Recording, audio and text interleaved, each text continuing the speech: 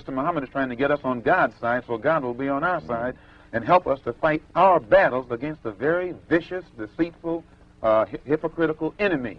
And this is why Mr. Muhammad put so much stress upon moral reformation, that when Negroes stop getting drunk, when Negroes stop fornicating and committing adultery, when Negroes stop being addicted to drugs and these things that destroy the moral fiber and the morale of the Negro, then our people will be able to get together and unite in harmony and unity and get our own problems solved. That's how I was taught Islam. Go hard or say no. Nah, Brother Mr. Ismail, I'm good. I got a soccer game to go to.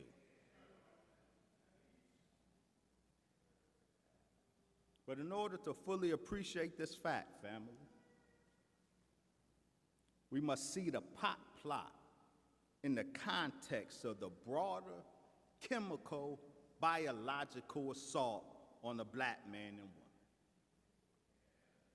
It's not an accident that you chase your weed, brother, with menthol cigarettes and alcohol. That ain't an accident. That after you finish smoking your weed, you chase it with a menthol cigarette.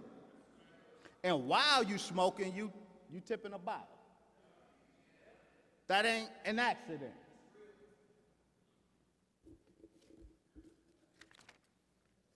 Before marijuana was ethnically weaponized, made an ethnic weapon, a weapon that affects one ethnic group to a higher degree than it affects any other ethnic group, weaponized marijuana has been made an ethnic weapon.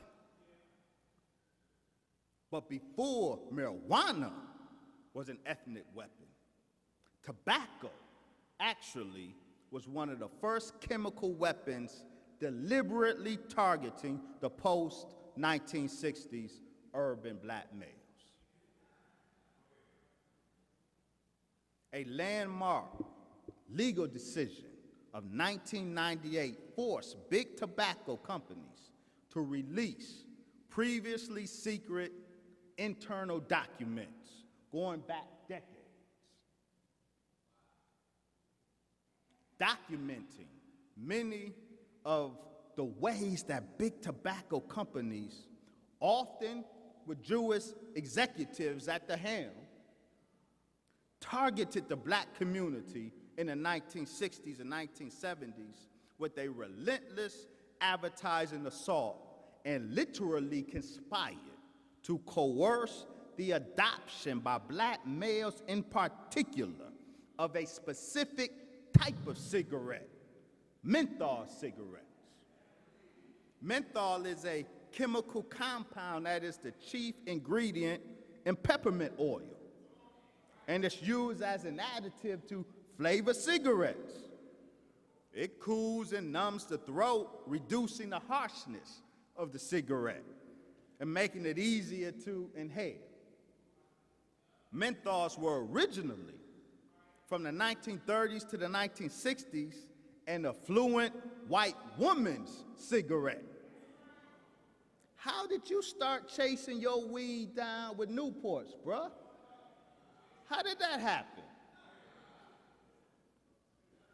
There are approximately 42 million black people in this country. 30% of black adults reported tobacco use in 2015. 21% of black men smoke cigarettes. 13.3% of black women smoke cigarettes. 80% of black smokers smoke menthol cigarettes versus 30% of white smokers. You are 4 times more likely to smoke menthol brand cigarettes than your white counterpart is. This is because the tobacco industry deliberately, successfully, and at great financial expense to themselves created a demand among inner city black males for menthol cigarettes that did not previously exist, and an attachment to those cigarettes which till this day still resonates with severe consequences. Why target black men and women with menthol cigarettes? Slide, please.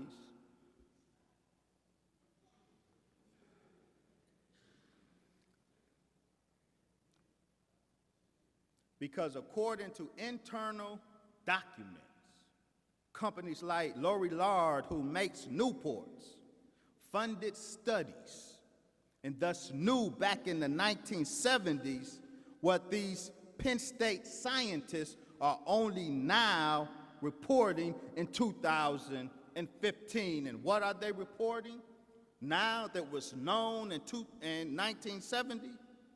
Higher, quote, higher concentrations of melanin, the color pigment in skin and hair, may be placing darker pigmented smokers at increased risk or increased susceptibility to nicotine dependence and tobacco-related carcinogens, cancer causers, than lighter-skinned smokers, according to scientists.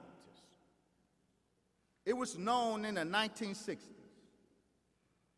when big tobacco was targeting the black community that nicotine has a biochemical affinity for melanated tissues. That means nicotine seeks out and binds tightly to melanin pigments, the melanin that makes you black, that gives you black skin. Nicotine, they've known, the tobacco industry scientists knew in the 70s when they were targeting us, that nicotine has a melanin affinity, an intense melanin affinity. It binds tightly to melanated tissues, lingers in the body, accumulates in the body, and spreads to other melanin tissues like the heart, the lungs, liver, and brain. When you add menthol to that cigarette, the menthol compound increases the body's absorption of nicotine. The higher levels of melanin in the skin, or the higher the levels of melanin in the skin, the greater the accumulation of nicotine and its cancer-causing compounds in the body. The darker you are, the more melanin you have. If you smoke just regular cigarettes, the more nicotine will be accumulating in your body. And if you smoke menthol cigarettes, that menthol increases the absorption of nicotine in your melanated body.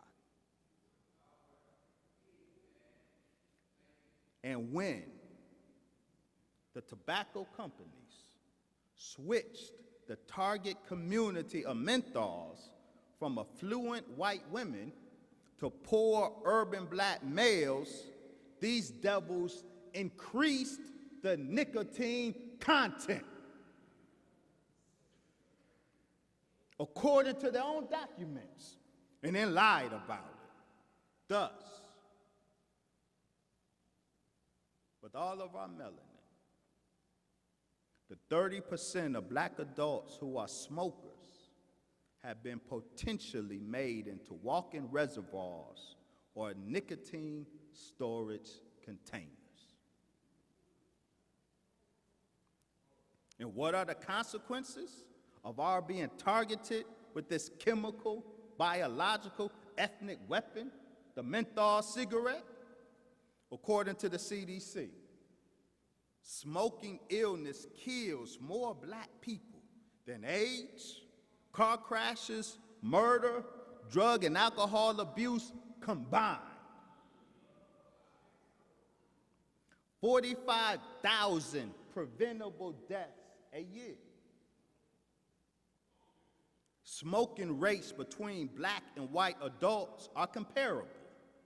Yet black men suffer the greatest burden of tobacco-related deaths of any racial or ethnic group in the United States. Black people smoke fewer cigarettes, take fewer puffs, but have a higher nicotine content in our body because of the melanin and the menthol.